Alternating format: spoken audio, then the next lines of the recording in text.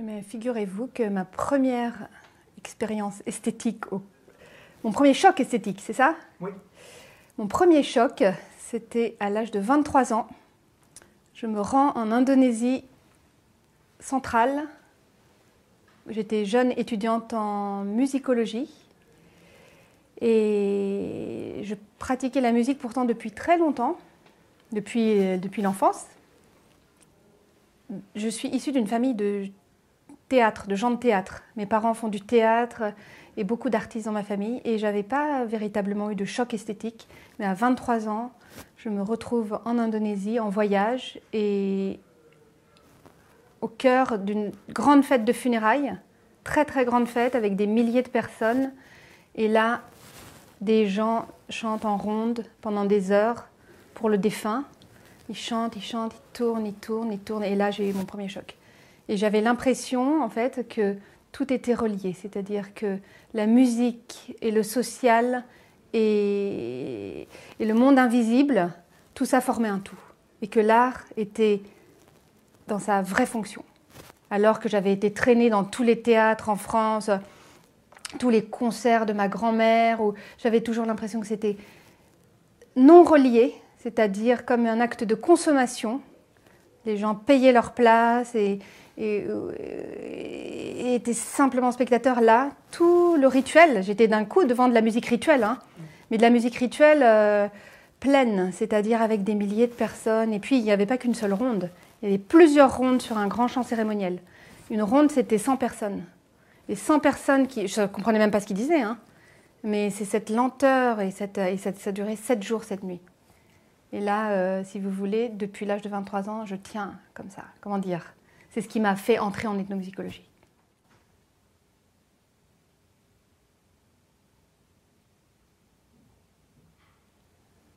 Oui, ouais, dans ma jeunesse... Alors moi, je suis née dans une famille de communistes. Mes parents étaient engagés et ils pensaient que l'art pouvait changer la société. Et moi, je suis née dans cette famille-là, avec mon père qui me traînait à la fête de l'humanité en France, à l'âge de 5 ans.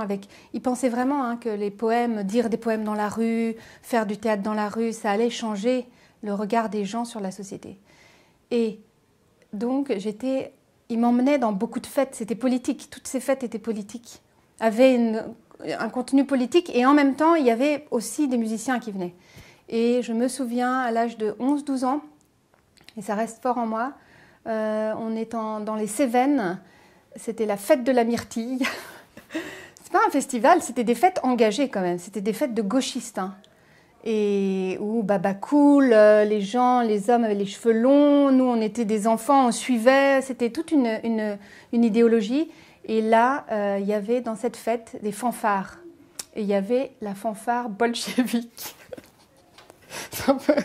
La fanfare bolchevique, c'était une fanfare avec Michel Mar, des musiciens du sud de la France. Et ils étaient à fond, quoi, à fond. Et ils chantaient en fait des chants un peu révolutionnaires. Ils jouaient des musiques révolutionnaires et tout ça dans une ambiance extrêmement de cohésion sociale et d'insouciance. Moi, et j'ai eu, je pense que je vis encore avec cette mémoire de très grand enthousiasme avec une sorte d'espoir que ça va changer, quoi. Et que cette énergie-là, elle va nous aider à changer. Voilà, c'est un peu mon choc. Je peux vous chanter presque encore les musiques parce qu'après, je me suis mise à faire de la... J'étais violoniste et j'ai eu tellement envie de jouer des cuivres que je me suis mise à apprendre le saxophone soprano et à pratiquer la fanfare pendant 15 ans. Voilà.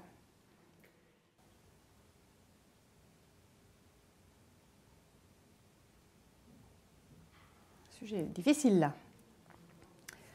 Le goût musical, je le définirais par une appréciation non raisonnée de la musique. C'est-à-dire appréciation non raisonnée, directe, et ça serait l'inverse de l'analyse pour moi. Le goût musical, c'est l'inverse d'une relation analytique à la musique. Donc une première impression qui fait qu'on est happé, on est touché, et donc ça serait le goût musical, une appréciation immédiate à l'opposition d'une appréciation analysée.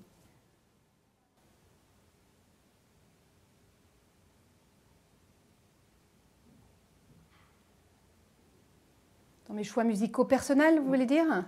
Ben non, puisque le discours des musiciens, je m'en occupe pas. Dans mes choix musicaux personnels, hein, pas professionnels, hein. On est d'accord? Oui.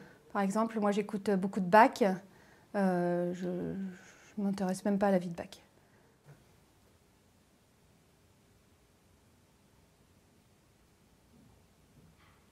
Alors, sur le terrain, dans le cadre du projet qui porte sur l'appréciation esthétique, depuis 2 ans, moi j'ai fait 3 terrains de 2 mois presque avec des chanteurs. Et ces 3 terrains avaient pour but de leur faire verbaliser des jugements esthétiques. Et là, ça a été extrêmement fécond parce que j'avais sélectionné beaucoup de musique, leur musique et puis des musiques venant de l'Occident. Alors quand j'ai récolté un grand nombre d'appréciations, j'ai écouté moi la façon dont j'ai écouté ce qu'ils me disaient sur leur écoute et figurez-vous que ça m'a influencée. C'est-à-dire que maintenant je n'ai presque plus le même rapport à la musique. Leur écoute a modifié mon écoute, si vous voulez. Et ça, c'est la découverte de ce projet. Et si bien que je la transmets à mes enfants. Mes enfants font de la musique. Et je transmets leur manière d'écouter à mes enfants. C'est-à-dire, alors par exemple, un petit exemple, ils vont sentir, quand ils écoutent quelque chose, ils veulent ressentir le sentiment du musicien. C'est-à-dire, il faut qu'ils soient touchés. Hein. Ils le disent et c'est très proche de nous finalement, je pense. Et cette idée d'être touché par la musique, ça va leur faire diviser 2 mondes esthétiques. Il y a, comme je le disais hier, les musiques qui vont agir sur l'âme, qui vont agir sur vous, et puis les musiques de divertissement. Et finalement, moi, ça a renforcé ma séparation de la conception musicale, si vous voulez. Je sens très fort ça. Les musiques qui sont là presque pour le corps et d'autres qui sont là pour une forme d'expérience intérieure.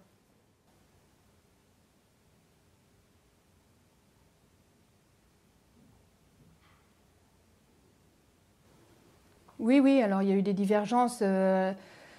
Par exemple, je leur ai fait écouter des fanfares de Serbie. Donc l'Indonésie orientale, c'est un monde à part. Hein. On est presque en Océanie, je travaille avec des paysans. Et je voulais leur faire écouter des musiques tziganes pour voir, puisque la musique tzigane, souvent, on pourrait dire de manière un peu cliché, qu'elle exacerbe des sentiments, la musique tzigane. Donc j'ai fait écouter un peu ces musiques et ils n'ont pas aimé. Ils n'ont pas aimé, ils ont trouvé ça vulgaire. Et bon, là, j'ai senti une divergence, puisque moi, je pratique la musique de Transylvanie. Et ils n'ont pas du tout été sensibles à ça, à la musique tzigane. Voilà, il y a eu une divergence là-dessus. Alors, même j'ai fait écouter des fanfares de Roumanie. Ils n'aimaient pas du tout.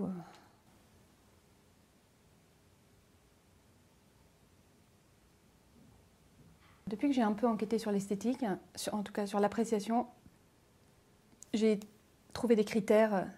Des critères sont sortis, que j'ai exposés un peu l'autre jour, comme l'idée de plénitude, à laquelle j'avais même pas pensé, moi, que la musique, finalement, elle agissait. S'il y avait une plénitude, cette idée de plénitude, moi, si vous voulez, quand j'écoute de la musique, moi, quand j'écoute du Bach, je m'interroge pas. J'écoute et ça me fait un effet. Et maintenant, le fait d'avoir trouvé certains critères, comme la plénitude. Le deuxième critère, la dysphorie, c'est-à-dire les états affectifs qui tendent à aller plutôt vers le bas que vers l'euphorie, plutôt vers la dépression, mais pas de la dépression, plutôt vers quelque chose qui tend vers la tristesse, mais ce n'est pas la tristesse, c'est un état plutôt vers le bas. Et ça m'a... Le fait que leur conception de la musique est telle que maintenant, je me rends compte que moi-même, finalement, j'apprécie ce type de musique, étrangement. Je suis attirée et d'un coup, je pense la musique autrement. Ils m'ont fait m'interroger un peu sur mon acte d'écoute, quelque part.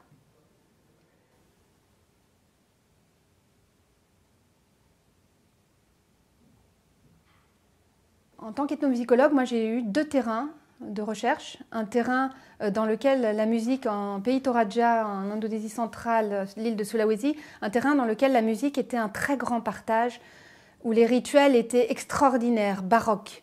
Des rituels des milliers de personnes et la musique était une sorte de fête, véritablement une fête. Dans l'autre terrain, Indonésie orientale, l'île de Flores, la musique est beaucoup plus liée à l'intimité. Et le fait d'avoir vécu ces deux expériences, la musique comme une expérience intime très forte et la musique comme une fête, mais liée au rituel, donc avec, on pourrait dire, beaucoup de sacralité tout le temps, ça a complètement influencé mon rapport à la musique, qui est qu'aujourd'hui, en Occident, j'ai une très grande difficulté à apprécier les musiques qui sont pratiquées ici, dans nos sociétés modernes. Pourquoi? Parce que je me retrouve, alors on pourrait dire, dans des festivals de musique ou toute occasion musicale que je côtoie en France semble justement ne pas remplir les conditions finalement de plénitude que j'ai trouvées en Indonésie. C'est pour ça que je fais de l'ethnomusicologie, moi. Hein. C'est pour comprendre l'origine de la musique, pourquoi l'homme fait de la musique. Et je me rends compte qu'ici, l'homme, il y a une forme d'appauvrissement du lien entre, comment dire, la musique ne fait plus le même effet, elle va plus relier les gens de cette manière, elle va plus les... Et donc la musique est ici plus vécue comme divertissement, et du coup mon appréciation esthétique, si vous voulez, à l'expérience d'ethnomusicologie, elle m'amène à... Malheureusement, elle dégrade mon rapport à la musique un petit peu ici, et surtout à la performance musicale. Ouais, c'est ça. Ça me rend toujours à l'idée que c'est du divertissement ou que souvent c'est des musiques enregistrées. C'est toujours décevant. Finalement, voilà. Je suis très rarement... presque jamais je ressens ce que je ressens en Indonésie. C'est-à-dire, mais il faut que vous alliez en Indonésie pour voir ça. Hein. C'est-à-dire que les rituels, c'est un temps très très long. C'est pas lié à l'argent. C'est jamais lié à un ticket, quoi. Jamais lié à un ticket. C'est jamais lié là-bas les gens n'écoutent pas la musique. Ça, c'est quelque chose d'étonnant. Il y a pas... Moi, là où je travaille, les gens n'écoutent pas. Ils font, mais après, il y a plein de gens qui savent faire autour. Il y a le mort, il y a les gens qui amènent les cochons. Il n'y a pas cette situation d'écoute. La musique n'est pas... On pense que la musique, c'est un acte qui forcément implique un auditeur, mais non. Voilà. Bon, voilà, je sais pas, je pourrais disserter encore longtemps, mais voilà.